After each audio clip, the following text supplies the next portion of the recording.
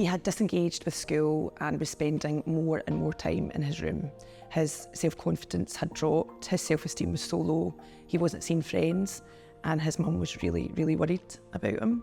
She had discovered that there may be volunteering opportunities at Centre 81, however wasn't sure how to get him to leave the house and engage.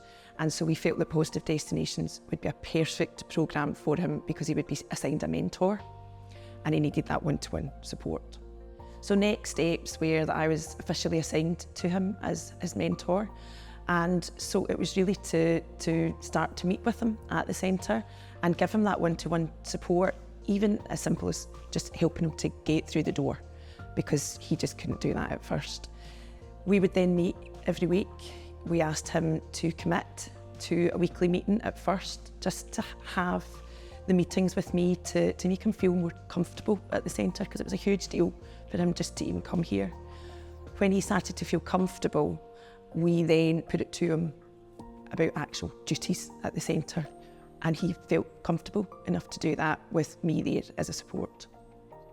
It was very clear that he is a very creative person, so we thought to encourage him more every week would be to assign him duties that would involve his interests, and that worked perfectly.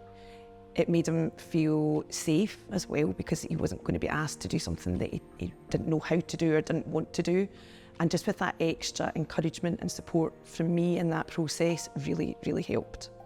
The more he attended the centre, his confidence just grew and grew. And with that extra support from a mentor to just encourage him to keep doing that was really, really useful.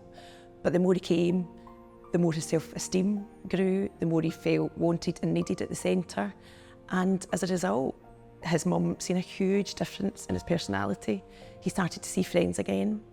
He started to engage with other youth projects in the community, which he'd never done before. And 6 months prior to that would have just been impossible for him to do. He then agreed to look at job opportunities and college placements, and eventually got a place at college studying a creative programme and got a job locally. This was something that his mum would never have dreamed of 6 months prior. However, when that started to happen, he became a bit anxious that, well, that would be him finished at the centre. So we felt it would be really useful for his contact with us to keep going for a wee bit after his 26 weeks had officially finished. So I would continue to meet him on a weekly basis to just support him. I think for me to witness such a drastic change in a young person who was in such need of support at school that they weren't receiving, to not see friends, to stay at home, to then grow in confidence, get a job, go to college, see their friends again, as well as meet new friends. There's nothing more rewarding than that.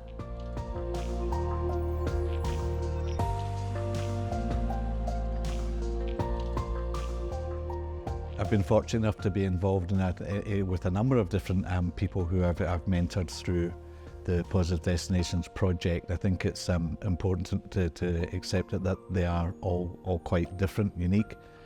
This particular young man has additional needs, including some communication issues, and he lives with his mum, who's his principal carer, and there's also other support workers involved.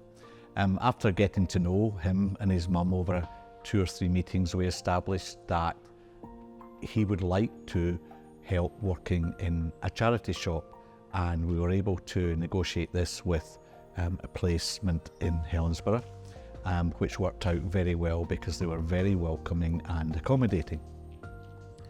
Throughout the time that I've been mentoring this person, he has been shown to be able to be consistent and reliable in turning up for his volunteering placement.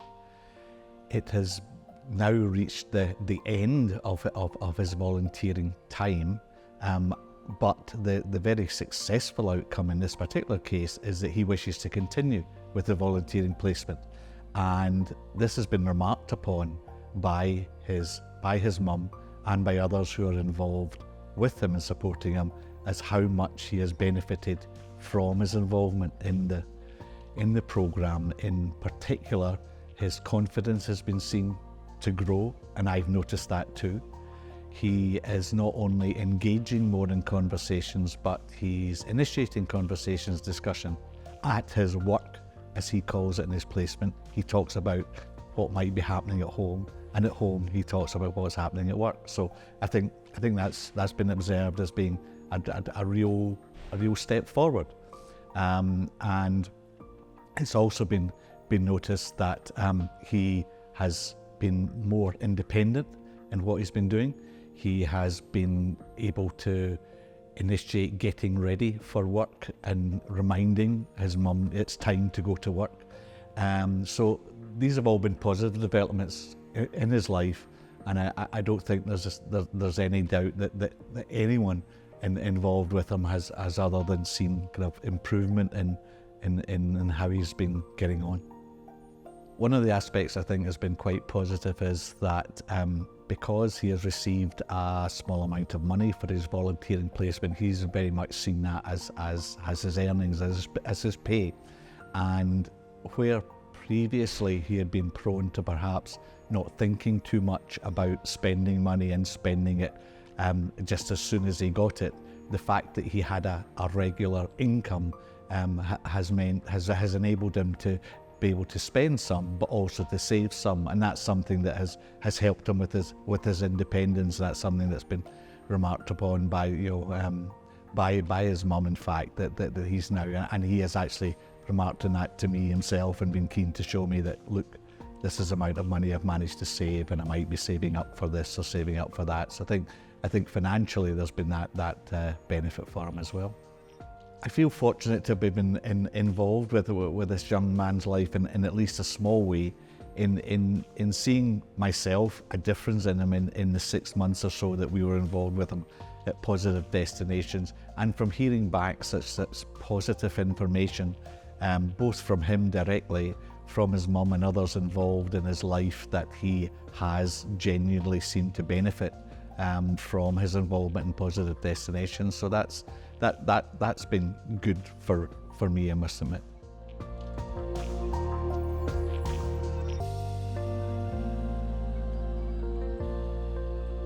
So working with a mentee, how we start to engage is obviously I get the referral form through, and then I arrange to meet the mentee. And it's really a getting to know you process so that we can really work towards what's best for the person, for the mentee, so that they get the best out of the Positive Destinations programme.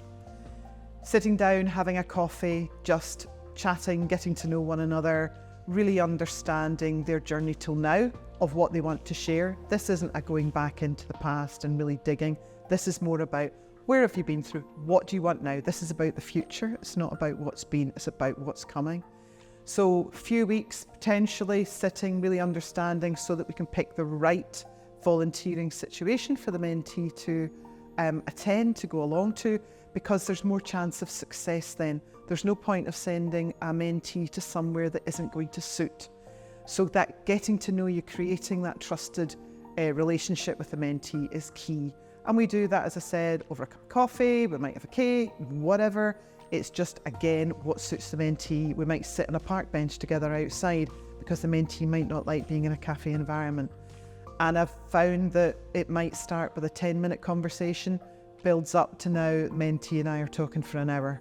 And that bond is crucial for me to understand what they need. And then from that, picking the right place for the mentee to go to and volunteer.